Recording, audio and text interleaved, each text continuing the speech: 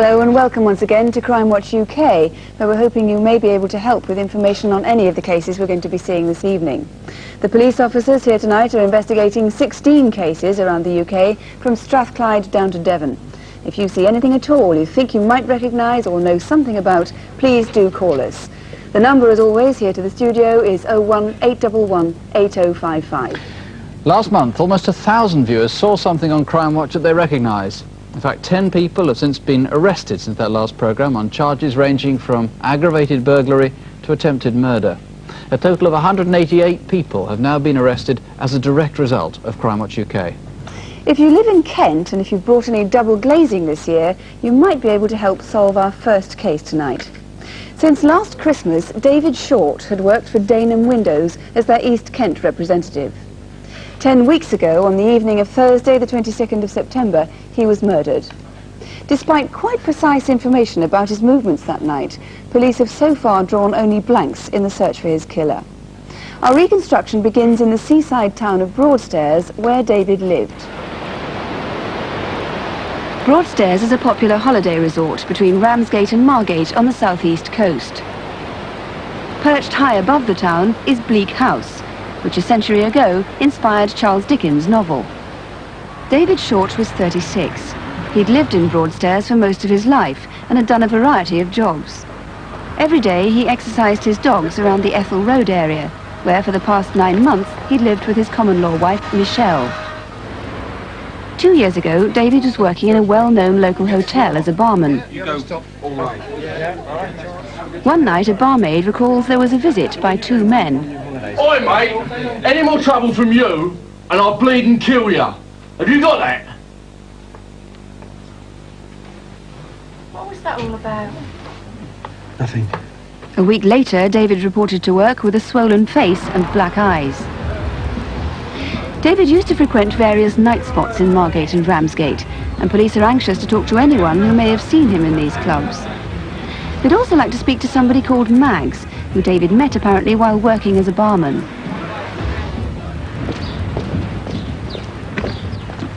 In January of this year, David left bartending and started selling double glazing, a job he'd done in the past. Good afternoon. I called the other day, Danem Windows. Oh, Mr. Short. Yes, we're expecting you. Would you like to come in? Thanks very much. How are the kids? Very fine, thank you. Go through. Thank you. Well, why don't I show you a couple of our brochures? This includes our latest top-of-the-range bestseller, which features an aluminium frame with a hardwood surround. Over the years, David had worked for several companies. Perhaps he sold double glazing to you. I'll just look at the frame, because that's coming out. Oh, no problem there. And measure up. Get you a quote in no time. Business was going very well for David, and he bought a distinctive white Rover car. But if you saw the car recently, you almost certainly noticed the damage to the paintwork. About a month before his death, someone had vandalised his car with paint stripper while it was parked outside his home. Someone obviously had a grudge against him and knew exactly where he lived.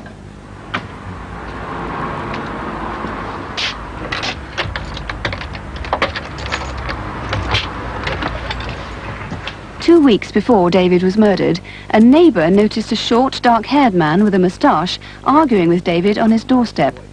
She thought perhaps it had something to do with his business. On Thursday, the 22nd of September, the day David died, he returned home from an afternoon appointment to cook the evening meal. It was about 5:30 when he sat down to eat with Michelle and his mother, who'd come over for dinner. They had a discussion about the new house David and Michelle were hoping to buy together. I think you're going to like living in Dickens Road, then. Until we've signed on that dotted line, I'm not taking anything for granted. Don't worry. I went to the estate agents today. They've taken the sign down. Yeah, they have. Oh, well, that's something. Yeah. We'll be in by Christmas. I'm sure we will be in by I hope Christmas. so. Across the road, a neighbour saw Michelle and David's mother leaving the house on their way to play bingo in Ramsgate. That was about 7 o'clock.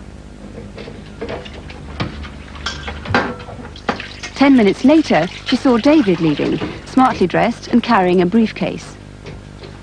His diary shows an appointment in Deal, and the witness remembers he sat in the car for a few minutes before driving off. 4 and 3, 43. 1 and 2. Number 12. All the sixes, 66.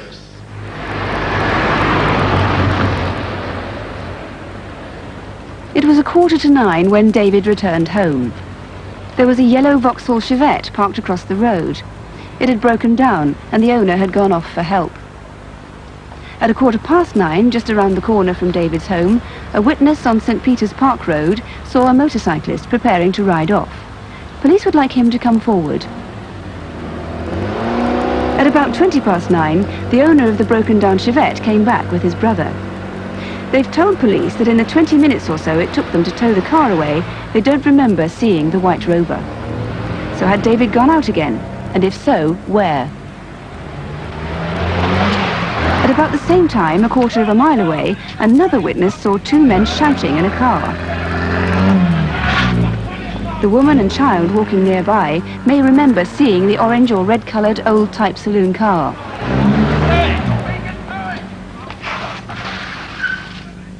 It stopped just around the corner, outside the Albion public house. At 9:45, David's mother and Michelle left the bingo hall in Ramsgate.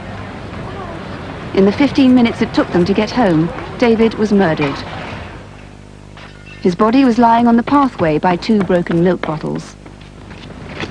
At about the same time, a man was seen running down this nearby alleyway.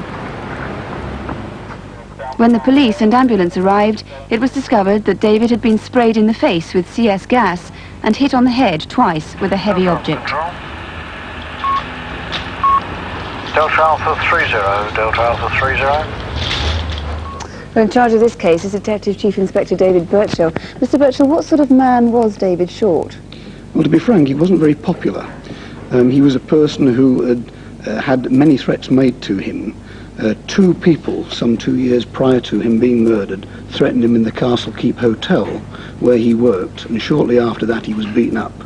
A month before he died, someone poured paint stripper over his car, causing considerable damage, and we still don't know who did that. And the person who called on him 10 days beforehand, who was on his doorstep, who we still haven't traced, was arguing with him. We are interested in the 2 people at the Castle Keep and that man. So it sounds as though there could be many possible motives for his death. There are. We've investigated many things, but we're still not clear about what the actual motive is. His social life seems to have been reasonably colourful. Yes, indeed it was. He was a person who enjoyed himself and went around the nightclubs in Margate and Ramsgate. And you wanted to find this person called Mags. Any clues on that? We haven't. We know that he was friendly with a person called Mags. We've put appeals out locally, but we've had no response. Anyone by the name of Mags who is associated with David Short, we'd like to hear from. Now, as I said in the film, CS gas was sprayed in David's face. Where could that have come from? Because it's illegal to sell it in this country. It is indeed. There are 2 canisters here. They are obtainable in France, and we'd like to hear from anyone who knows of anyone who had possession of CS gas in that type of canister, particularly people from Kent. We'd also like to hear from a man, an anonymous caller, who called the incident room shortly after the murder. He told us that CS gas had been obtained in Dover to do a job in Margate. That man promised to come back to us. He hasn't, and we'd like to hear from him. Right, please do call us. And finally, could you recap then on the several people who were seen near David's house on the night that he died? Yes, as the appeal shows, we're looking particularly for 3 lots of people. There was a man on a motorcycle at 9:15 seen near to his house. We know that there were 2 men in a car who were arguing about 1/4 mile away from his house, and the man was seen running away from the scene of the crime round about the time the ambulance arrived. He was in St. Peter's Park Road, Broadstairs. So these people need to come forward, if only to be eliminated from your inquiries. Yes, and we can assure we'll treat them with discretion if in fact they do come forward. Right, they can save police a lot of time, wasted time, if you can come forward and be eliminated from the inquiries, and maybe you saw something significant. Just to remind you, it was Thursday, September the 22nd. If you can help Mr. Birchall and any of his team with any information at all, do please ring us. The number here to the studio is 01811 8055, or you can ring the incident room direct, and that number is 0843 225566. That's 0843, the code for Margate, 225566.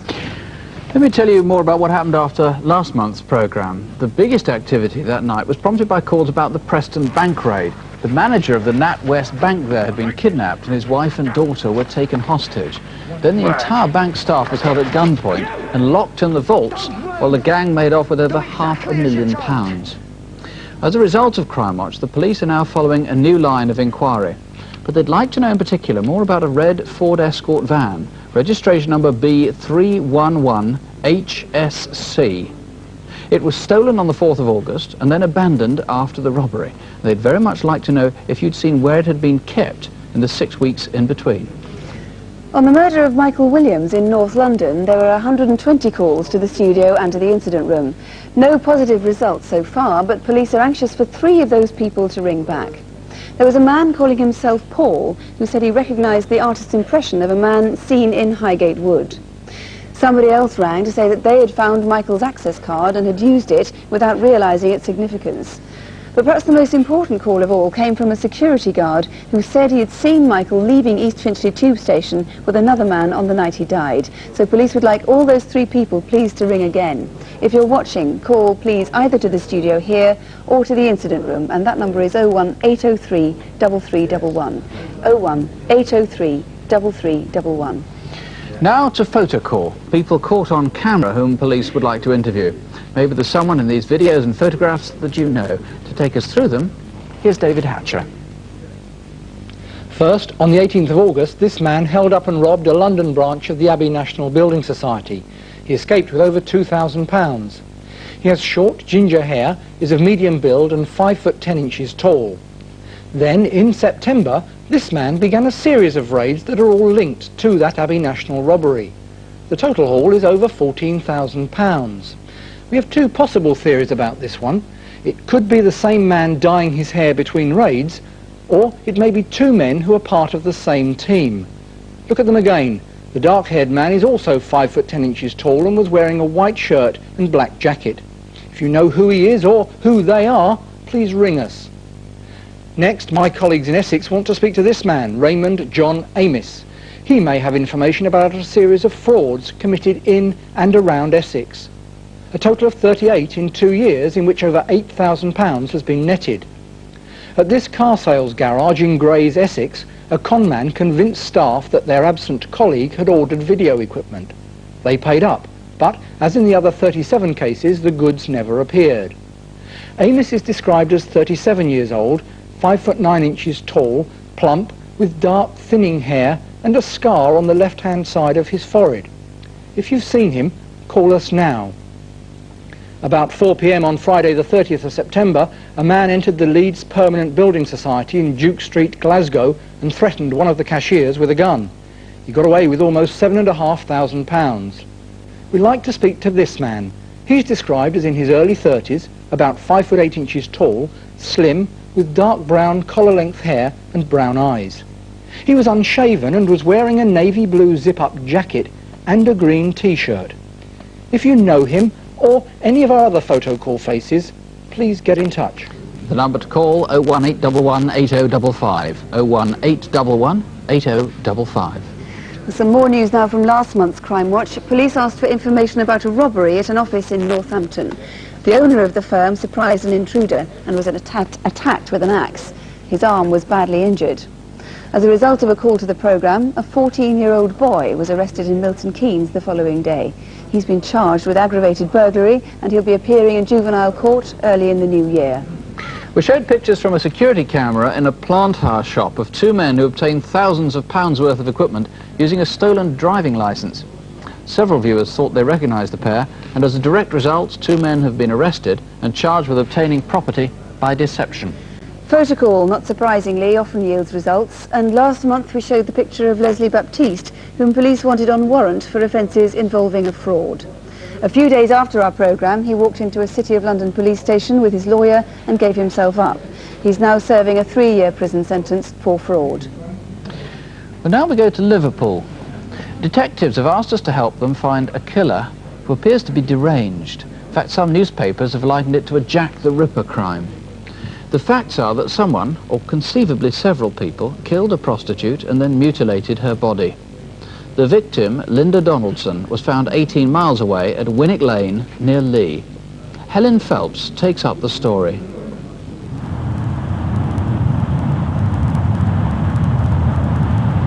About a mile from Liverpool city centre is Canning Street. It's a small part of the Toxteth area, and it's the city's main red light district. Every night about 20 women are out looking for clients who circulate the area in cars. Many of the women here are on the streets for one reason: heroin. They're drug addicts and have turned to prostitution as a means of funding their needs. Linda Donaldson was one of them. She was well liked. A number of the other women and one of her regular clients have spoken to us about her. Her mother was only 15 when she had Linda. Her father was from another country and Linda never saw him. Linda was brought up by her grandmother. What was she like? Very friendly, a great personality. I found her quite a lovable person and loving in return. I was her client at first, obviously, but I really do miss her. I liked her. Everyone liked her. All the girls got on with her. If there ever was a punter that was really bad or evil, you know, or he wanted something that kinky, she'd tell you, she'd let you know about them. She just cared. She cared. She was that sort of person.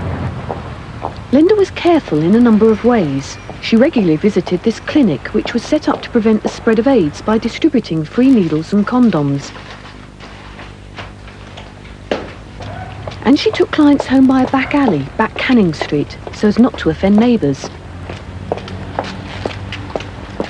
I want somebody who walks the streets to respond. Linda was invited to appear on the Kilroy programme a year ago and talked about this very issue. Police in Liverpool wanted us to walk on a deserted street in front of the cathedral, and then they thought about it and others a bit more, and they put us back into the residential area. Do you get problems with residents in Well, I certainly Liverpool? don't walk past when someone's got kids around me. I wouldn't dream of chatting up a man right in front of kids. Not many girls will. From 7 o'clock on the night of Monday the 17th of October, Linda was at her regular spot here on the corner of Canning Street, where she lived, and Catherine Street. She was distinctive because she always wore black. Sometime before 10 o'clock, she visited this shop in Windsor Street to buy some groceries. It was part of a normal routine. After shopping, she returned to her flat to feed her pets. She walked everywhere quickly. Come on, love. Come on. Linda loved animals. She had a dog and 3 cats, strays which she and her flatmate had rescued from the streets. Where's my kiss then, eh? Hey? Yeah. In Belgium, the trial of the British fans involved in the Heysel disaster opens in confusion. Tonight, many of them are on their way back home to Liverpool. How much before? By 11 o'clock, Linda was back at her usual corner. She was spotted by 2 policemen. You are? No. It was a quiet night, but other women say Linda met a number of clients. What's your name, love? It's Tracy. Tracy was her working name. It's vital that anyone who saw or met her that night comes forward. About 11:30, another prostitute was approached by a man whose behaviour made her uneasy. You doing business? Yeah? Do you know anywhere dark? Forget it. No, come on. Oh, come on, leave off, okay? Oh, come on. Look, I'm telling you, bug off or I'll get the police. She was worried by the clanking in the bag, and so far police have been unable to trace him. She's compiled this video fit of him. He's described as 5'11" tall, in his late 20s, and was wearing a white polo neck sweater. About 2 hours later, the same prostitute met Linda. Hiya, Linda, how's it going? It's a bit quiet. Yeah, it is. I've just had one of those weirdos tonight. You're joking. Told him to get on his bike. I'm going to call it a day now, okay? Right. See you around. Yeah, Take care. Bye. Taxi.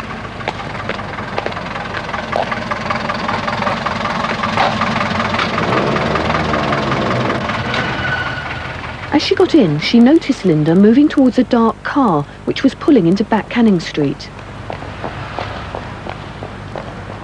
Who was in the car? No one else saw her alive after this.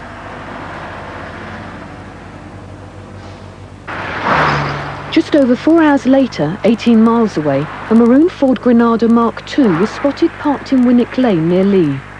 People in the car may have seen something, and police urgently need to speak to them. Then at lunchtime, this elderly couple pulled off the M6 at junction 22. Winnick Lane links the motorway with the A580 East Lancashire Road. They pulled in at the same place where the maroon car had been seen earlier. We were coming from home and we were travelling up to our daughter's in the Pennines. And usually about here I get stiff. I want to usually get out and stretch my legs. And I said to Dorothy, is that a body down there? With that I went down to look to make certain. Came back to Dorothy and said, it is a body, kid. The body was naked. Linda had been stabbed to death and mutilated. Mr. Leaf stayed there while his wife went to fetch the police. Detective Chief Superintendent Ken Clark is in charge of the case. We haven't been able to find a motive for the killing. It appears she was simply picked up, murdered, the body mutilated, and then dumped in this field where you see the men searching. So where was she killed? This again is a puzzle we haven't been able to satisfy ourselves about. It's quite obviously that the murder had plenty of room in order to carry out the killing and the mutilation. So there's somewhere between Liverpool and Winnick Lane that he has carried out the murder in plenty of light and taken his time over it. Despite appeals to the public, there's been no sign of a clothing or a handbag anywhere. And this is something that we want to find out. If anybody saw anybody acting suspiciously, such as dumping clothing or burning clothing, would the police come forward? And I appeal to anyone of the public who may have anything whatsoever, no matter how small or insignificant, it may be the vital clue that we require. If you have any information, then call us now on 01 811 8055. Or you can ring the incident room direct on Liverpool 708 7277. That's 051, the code for Liverpool, 708 7277. We already appear to be getting a lot of important information tonight. Incidentally, in the search for Raymond Amis, 2 callers have called to say that they've had dealings with him only in the past week, and we're getting other calls on that subject while we're on the air right now. Now for some more news from previous programmes. We had a particularly good response this month. In our September programme, Kent Police appealed on Incident Desk for help in tracing a pair of armed robbers who attacked a post office van near Gravesend. As a result of that appeal, 1 man has been arrested and charged with robbery. Police now think they know the name of a 2nd man they're looking for to help with their inquiries. And also in our September programme, police from the City of London appealed for help in a fraud case involving Citibank. Following that programme, 2 men and 2 women have been arrested and charged with conspiracy to defraud. And in October, we showed a photograph of a man wanted in connection with 2 violent attacks in Brighton. As a direct result of the programme, a man has now been charged with 2 offences of attempted murder. Just over a year ago, we reconstructed part of a series of car thefts in which owners were duped into giving their car keys to a stranger. If you just leave me the car key, I won't need the house keys, just the car key. Okay. More than one Crimewatch viewer recognised clues from that reconstruction. As a result, a man was convicted last month of conspiracy to steal 14 vehicles and was sentenced to 3 years in jail. The police are still looking for his accomplice, but believe they know his name. Well, now to Incident Desk, where this month Surrey police are appealing for your help to find a 15-year-old boy who has disappeared from his home in Cheam.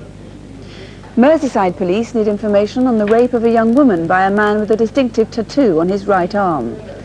And the Metropolitan Police are looking for a stolen collection of designer clothes. Over now to Superintendent David Hatcher again. First, that attack in Merseyside on the 21st of April. A young woman went jogging in the sand dunes here at Thornbury. She was attacked, viciously beaten and raped. Despite the ordeal, the woman managed to give an excellent description of the man. He's white, 5'8" to 5'9" tall, in his early 20s, has small hazel eyes and crooked rotten teeth. On his right forearm he had a tattoo like this, Everton, with FC below it. Now that's unusual, as the normal Everton tattoo is simply EFC. The man also had a gold and black onyx ring like this on his right hand. He was wearing a grey padded jacket and a white t-shirt with blue diagonal stripes on it, blue jeans and trainers. Here's what he might look like with our video fit added to the artist's drawing. 6 months later, on the 27th of October, a second woman was assaulted in Waterloo in Merseyside. She struggled and managed to get away. From her description, we think her attacker might be the same as the Formby rapist. We'd like to hear from you if you know anything about either of these attacks. Now, on Crimewatch, we seldom ask for your help with missing people because it may be that no crime has been committed. But on this occasion, my colleagues in Surrey are convinced that the boy they're looking for did not leave home of his own accord.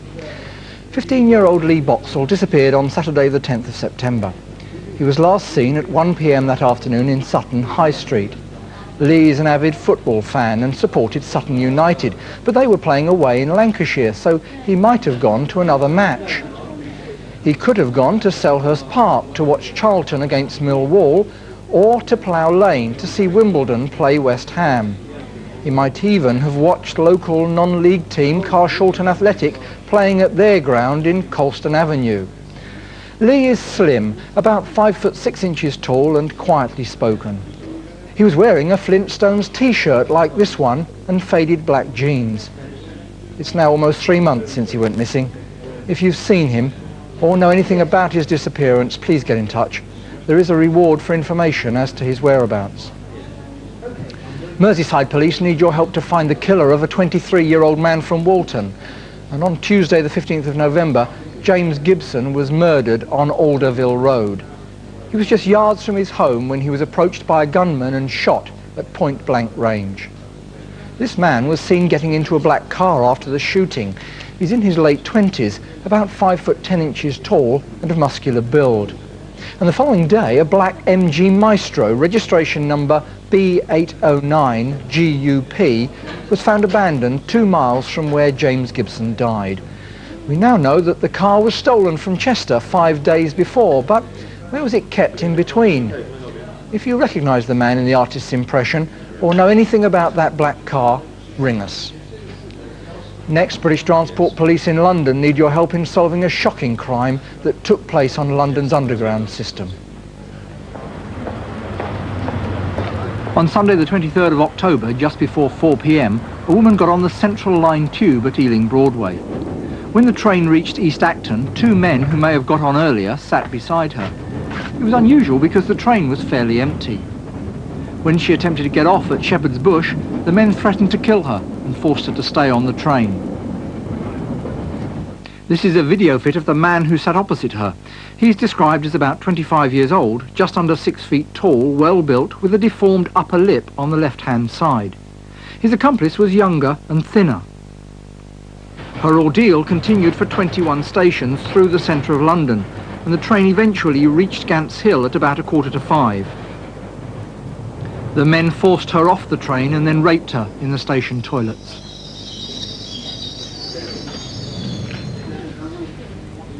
We know that several people got on and off that carriage, so if you saw this man or have any information, call us now. It's not often you find me amongst such finery, but on the night of the 1st of October, an entire collection of designer clothes was stolen from this building in Hardwidge Street, Southwark, London. The designer, Antonia Powell, had spent months preparing her summer 1989 collection for its official unveiling at the London Designers Show at Olympia. She managed to make copies of part of her collection just in time for the show, which was held 10 days later, and these are some of them. The collection consisted of hand-printed silk and linen ladies' clothes, skirts, tops and trousers. All the garments had Antonia Powell's distinctive label sewn inside. The burglary cost Antonia thousands of pounds in lost orders. And sadly, this type of theft is not an isolated case, particularly from designers just before a fashion show. So if you've any information about it, or if you've noticed any of these turning up on market stalls, please ring us now. And just to remind you of the number again here in the studio, it's 01811 8055, 01811 8055.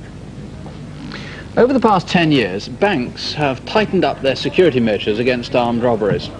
As a result, though, raiders have turned to hold-ups in the street, going for the vulnerable moments when cash has to be taken into or out of buildings.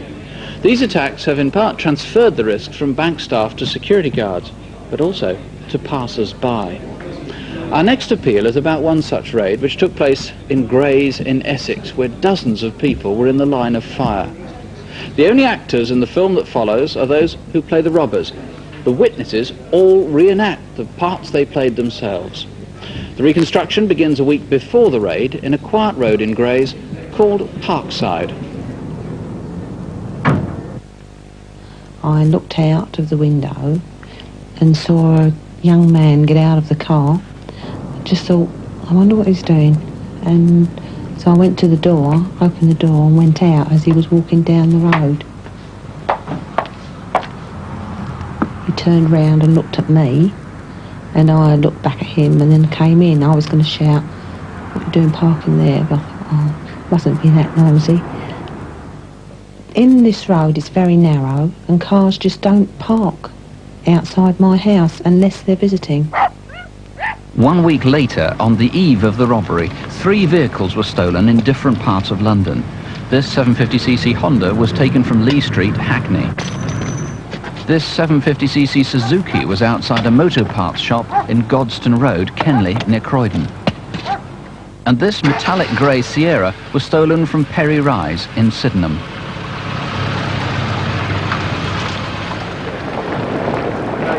Next morning, those 2 bikes were seen in Grays. No one could have known it, but the robbers were practicing their getaway.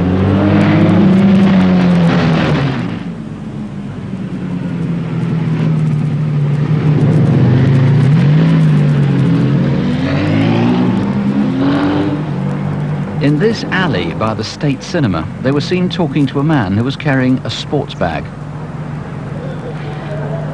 This taxi driver saw them moments later. 2 bikes pulled out from the alleyway, and the only thing that struck me really was that they seemed very professional. It reminded me of courier drivers.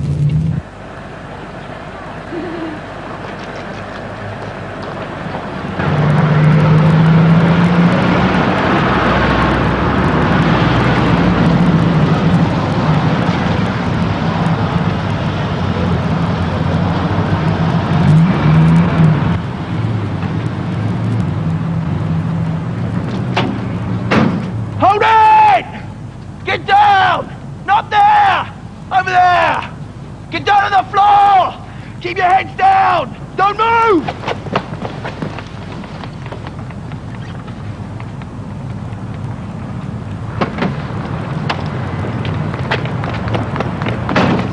Excuse me, can you help? There's been a hold-up at Lloyd's Bank. You're joking, lad? This witness told the taxi driver who'd seen the motorcycles about half an hour earlier, and he got another driver to radio his base for help.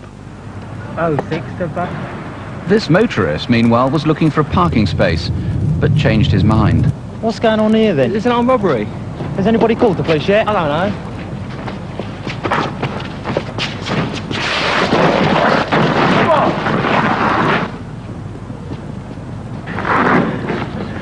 You got the line! Stay where you are! Go.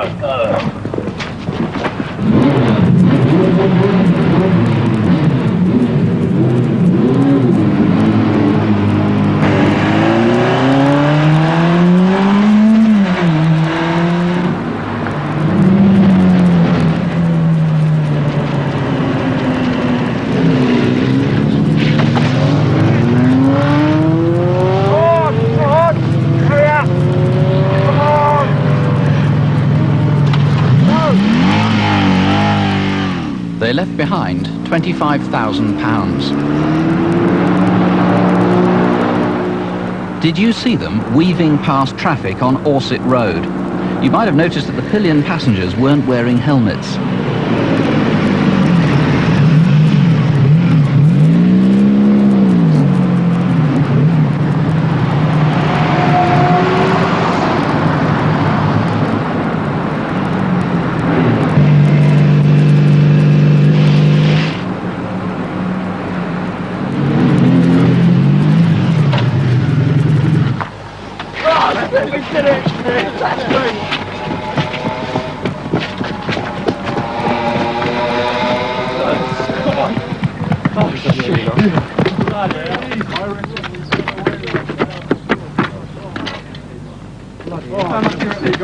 On Whitehall Road, a young man with bleached blonde hair had been minding the getaway vehicle.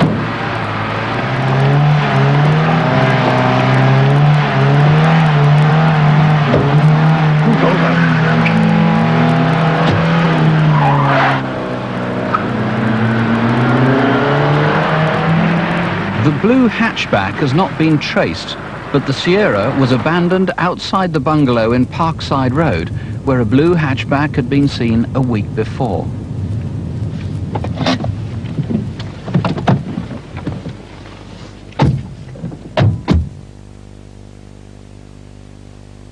Do you know where they went from here? Mr. Whitehill, there's a very big reward out on this, isn't there? Yes, there is a £30,000 reward. And the interesting thing is it's not out on recovery of the money, though an enormous amount was stolen, over £250,000. It's for the arrest and conviction of the men. Now, why is that? This robbery took place in broad daylight in a busy street in a busy town, with many members of the public there, and there was a great danger to the public, and I think this £30,000 reward is an inducement for people to give information to catch these robbers. Okay, clearly there are members of the underworld who might have heard rumours on this. There's a very big reward. Tell us about the good description we've got of one of the robbers. The gunman was a white man. He was 5'8" to 5'10" tall. He was a muscular, stocky build, wearing a green combat jacket. Right, what we're watching here is what's called an e-fit. There's an electronic version of a photo fit. Now, there was a description of two others, but not quite so good. Yeah, the second man, the black man in the actual robbery itself, was 5'10" to 6 foot tall. Again, muscular build. He had a flat-topped style haircut, razor cut at the sides, and was wearing a blue wind cheater. Then, of course, there was the young man who was apparently guarding the Blue Sierra. Yes, as we saw in the film, he had bleached hair, very neatly cut, and witnesses describe him as boyish, almost feminine looking. Now, it's his car that hasn't been traced. The Sierra, of course, was abandoned. That's right, and I'd like to emphasise that the hatchback, although it's portrayed in the reconstruction as a Fiesta, it may have been an Astra or a similar car, we just don't know. Okay, it's quite significant how those cars that were, and how the car and the two bikes that were stolen for the raid came from various parts of London. There might be a pattern in that. It may well be, and there may well be that someone knows of a connection between Kenley, Hackney, Sydenham and the Grays area. Kenley is in the Croydon area, of course, and why would somebody have travelled all the way down to Croydon from East 8, or all the way up to East 8 from Croydon? Why that spread of thefts? The pattern might be helped to be solved by these helmets. Now, these are among the helmets that were ditched. This one's very distinctive, isn't it? Someone's going to recognise this one. Yes, I'm sure someone must recognise this helmet. Just below the face visor, there are 6 holes drilled as extra air holes. And I'm sure that someone... 4 on one side, 2 on the other. That's correct, and I'm sure that someone must recognise this helmet. And they'll recognise how difficult it was to drill through, because there's an attempt at drilling It may have been stolen from them, or they may have lent it to someone. And this might also have been stolen. This is a Nolan make, and the significant thing on this side is N33 Air System 1. That was dumped with the other helmet. So if you made the holes in that helmet, or if you had this one stolen from you, if you can work out anything to do with the pattern of the theft of the motorbikes or of the car, if you've got any information at all on this case, remember that enormous reward. You can call us here on 01811 8055, or you can ring the incident room direct. That's on 0245 452 120. That's 0245, that's the code for Chelmsford, 452 120. Well, now some more faces of people police would like to question in connection with crimes all around the country. Here's David Hatcher again. First, we'd like to find this man who's robbed at least 7 building societies in northwest London over the last year. He's got away with over £24,000 so far, often in a Tesco carrier bag.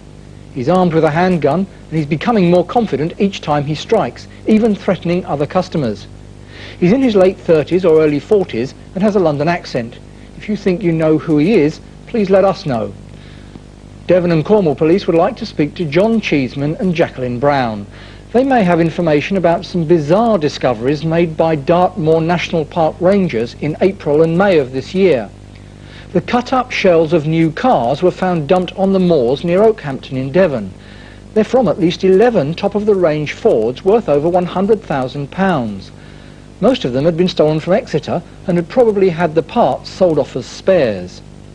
John Cheeseman, who you may know as John Ransom, and Jacqueline Brown might now be in London or Kent. If you've seen them recently, we'd like to hear from you. Finally, we need your help to find this man who's threatened customers and staff during 7 armed robberies in West London this year.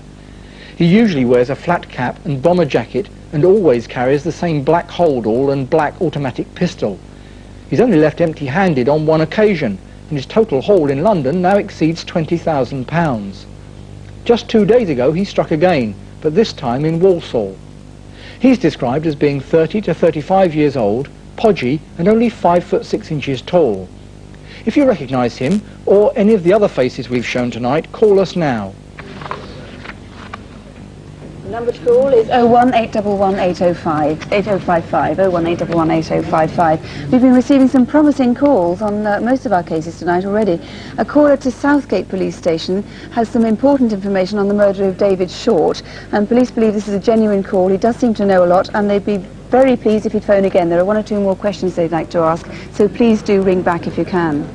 And a neighbour of David Short's also recognises the photo fit that we showed of a man arguing with him on the doorstep that time. I don't know whether that means we have a name for him or not, but we'll keep you posted on that. And after our first photo call, when we showed a picture of Raymond Amis, we've had many calls on that, which police believe might lead them to find Raymond Amis. Remember the Glasgow Building Society radio? 2 callers have independently come up with the same information, and police now believe they're on their way to identification in that case. And on the armed robber in London at the Building Society again, they think he's been positively identified by a number of callers, all giving the same name and the same details. And if there's any information you can add on any of tonight's cases, no matter how insignificant or insubstantial it might seem to you, do please give us a call. You can talk to a BBC researcher in the studio here if you prefer. The number again, 01811 8055. And the numbers of the incident rooms for all these cases are on CFAX on page 186, or you can write to us at Crimewatch UK, BBC TV, London W12 8QT.